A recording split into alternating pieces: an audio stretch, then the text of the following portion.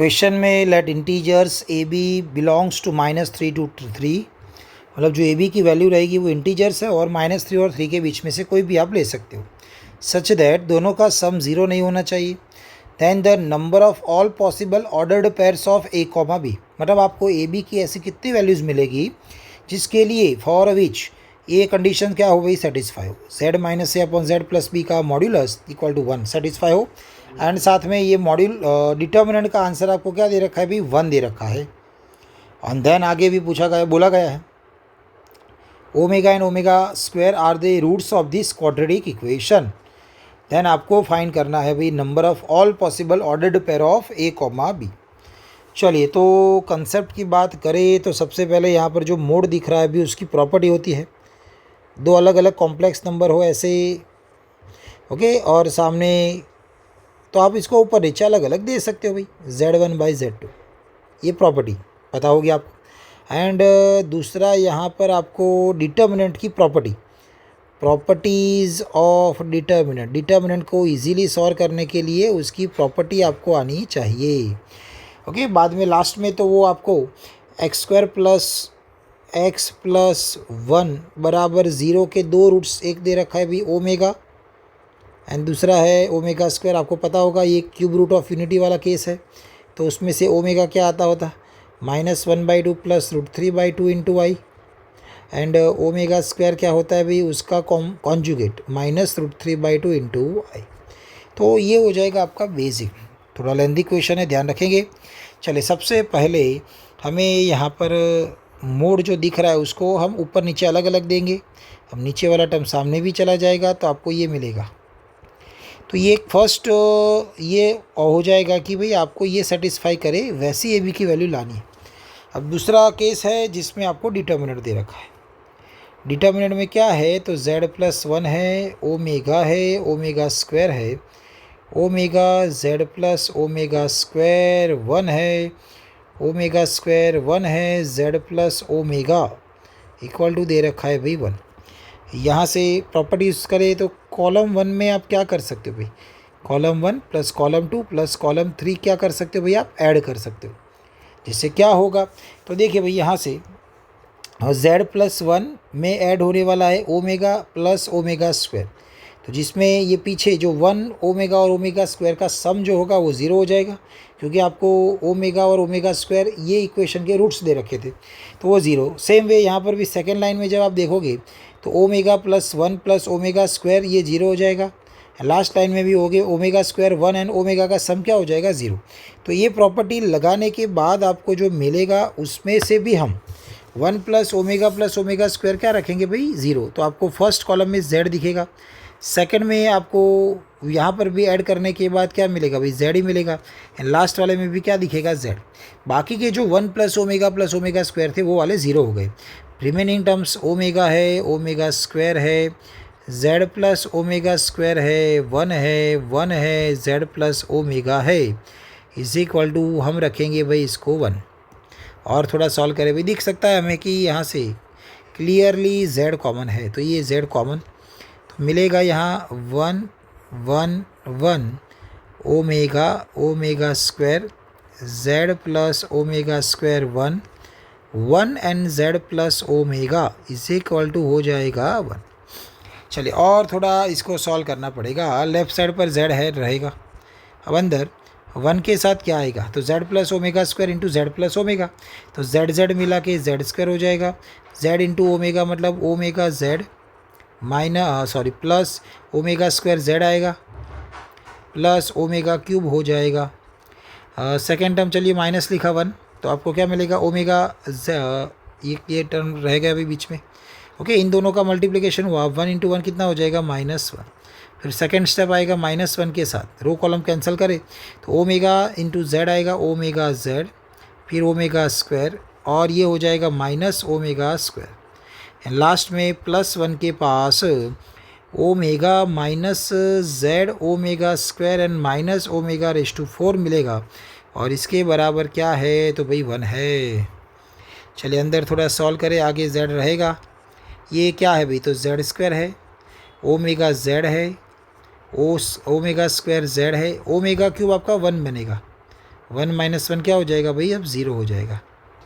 चलिए उसके आगे जाए तो minus omega Z minus omega square plus omega square cancel, last में जाए तो plus omega minus omega square Z, और ओमेगा रेस टू 4 कितना होता है भाई, तो वो हो जाएगा ओमेगा, क्योंकि ओमेगा क्यूब 1 होता है, तो फिर omega raise to 4 both side omega multiply करने से मिलता है, तो ये हो जाएगा ओमेगा इक्वल टू के सामने क्या है भाई, 1 है। चलिए लेफ़्ट साइड पर अभी z चल रहा था, यहाँ पर इन दोनों में से मैं z कॉमन ले लूँ तो ओमेगा प्लस ओमेगा स्क्वायर आएगा। अब ओमेगा प्लस ओमेगा स्क्वायर, जैसे कि 1 प्लस ओमेगा स्क्वायर 1 था, तो ओमेगा प्लस ओमेगा स्क्वायर का आंसर क्या हो जाएगा, सर ये वाला लेफ्ट साइड राइट साइड 0 था, तो क्या हो जाएगा आंसर -1 हो जाएगा। तो यहाँ से जब z कॉमन आएगा तो ब्रैकेट में बचेगा ओमेगा प्लस ओमेगा स्क्वायर जो -1 है, तो आपका आंसर यहाँ -z हो जाएगा। 1 1 तो कैंसिल हो चुका है अभी। आगे जाएंगे तो देखिए माइनस ओमेगा प्लस और माइनस कैंसिल, ये दोनों में से भी आप -z कॉमन निकालोगे ऐसे तो ओमेगा प्लस ओमेगा स्क्वायर बनेगा, जो आपको क्या देगा, -1 देगा, और सामने है भाई 1। चलिए तो अब यहाँ से z के साथ z square -z plus z equal to 1, तो z क्यूब बराबर यहाँ मिल सकता है भाई 1, है ना, z कैंसिल, तो z क्यूब बराबर हो जाएगा 1। अब z क्यूब है, तो अब z क्यूब है तो भाई उसके 3 रूट्स होते हैं, okay, cube root of unity हुआ है तो एक z बराबर 1 हो जाएगा, एक z बराबर होगा भाई ओमेगा, एंड तीसरा वाला हो जाएगा z बराबर ओमेगा स्क्वायर। ओके, अब ये 3 केस है, तो तीनों केस वाइज आपको जाना है फर्स्ट इक्वेशन को सॉल्व करने के लिए। क्या था इक्वेशन, z माइनस ए z प्लस बी। चलिए मैं यहाँ पर z की वैल्यू 1 ले लूँ और फिर वो इक्वेशन को सॉल्व करूँ। क्या था भाई, मोड में z माइनस ए बराबर मोड में z प्लस बी था। चलो फर्स्ट वाले केस में मैंने केस नंबर 1 उसमें z की जगह पे 1 लिया, तो ये होगा 1 minus A equal to 1 plus B. ये दोनों नंबर है, 1 a b सब नंबर है, तो मतलब ये नॉर्मल मॉड्यूलस हुआ। तो मोड निकाले तो क्या लगता है अभी, प्लस और माइनस, तो यहाँ पर आगे प्लस और माइनस लग जाएगा 1 प्लस बी के साथ।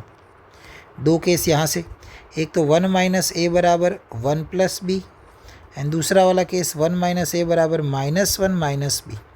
तो यहाँ से 1 1 कैंसल, तो आपको a प्लस बी बराबर 0 मिलेगा, बट ये तो पॉसिबल नहीं है क्योंकि क्वेश्चन में कंडीशन दे रखी थी a plus B is not equal to 0, तो यहाँ इसको मैं बोल देता हूँ नॉट पॉसिबल। यहाँ से माइनस ए है, सामने जाएगा तो a हो जाएगा माइनस बी, और ये 1 यहाँ पर आएगा तो मिलेगा 2b। a माइनस बी का आंसर 2 आए, वैसी कौन सी वैल्यूज़ आप ले सकते हो। चलिए तो 1 बाय 1 जाए, तो मान लो भाई मैंने a बराबर यहाँ से, क्योंकि हमें a b की वैल्यू कहाँ से लेनी है, -3 और +3 के बीच में से लेनी है।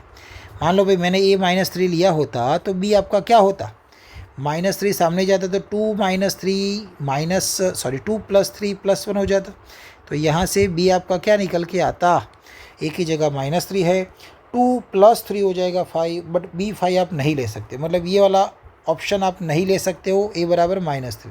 चलो नेक्स्ट वैल्यू सोचे -2 सामने जाएगा +2, तो b की वैल्यू -4 हो जाएगी। अब ये भी केस पॉसिबल नहीं है, तो -2 भी नहीं ले सकते। चलो मैंने लिया -1 मैं यहाँ रख सकता हूँ, -1 सामने जाएगा तो +1, -b बराबर 3, तो b बराबर क्या हो जाएगा भाई, -3 हो जाएगा। चलो फिर मैं ये बराबर ले सकता हूँ भाई 0 लेने से क्या मिलेगा भाई, b बराबर मिलेगा -2, a बराबर मैंने लिया हो 1, तो b बराबर क्या मिलेगा, 1 लेने से 1 2 -1 1, तो b की वैल्यू -1। बट क्वेश्चन में कंडीशन क्या थी, a प्लस b का सम क्या नहीं होना चाहिए, 0। तो ये वाले केस में a और b का सम क्या हो जाएगा भाई, 0, इसीलिए ये वाला केस क्या हो जाएगा, नॉट पॉसिबल। नेक्स्ट वैल्यू आएगी a बराबर 2 यहाँ पर रखा होता तो 2 कैंसिल, b बराबर 0 ले सकते थे। a बराबर 3 है तो b बराबर अब क्या हो जाएगा भाई, ऊपर देखोगे तो 1।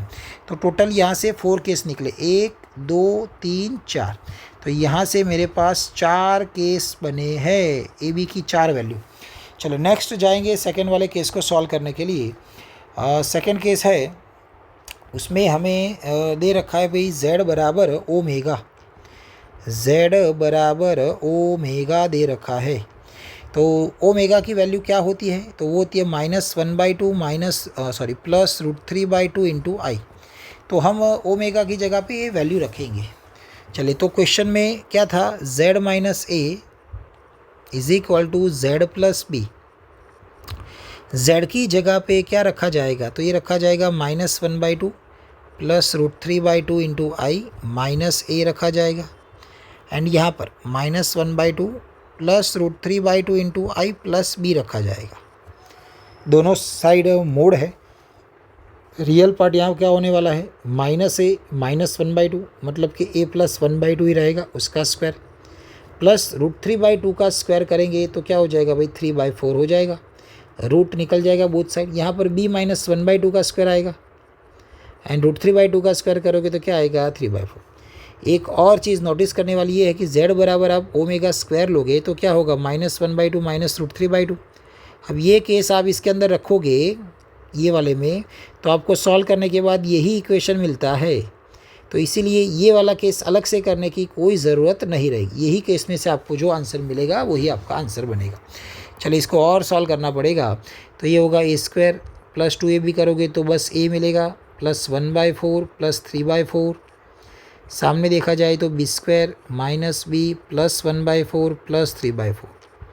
1/4 3/4 बोथ साइड कैंसिल हो जाएगा, तो आपको a² वहाँ से माइनस b² प्लस a वहाँ से plus b is equal to 0। इसके दो factor a minus B A plus B, साथ में a plus B equal to 0, a plus B common आ जाएगा तो आपको मिलेगा क्या भाई, a माइनस बी प्लस 1 बराबर 0। तो यहाँ से a प्लस बी 0 मतलब ये तो नॉट पॉसिबल वाला केस हुआ क्योंकि क्वेश्चन में कंडीशन थी ये। तो सेकेंड ऑप्शन आएगा a minus B is equal to क्या आएगा, -1।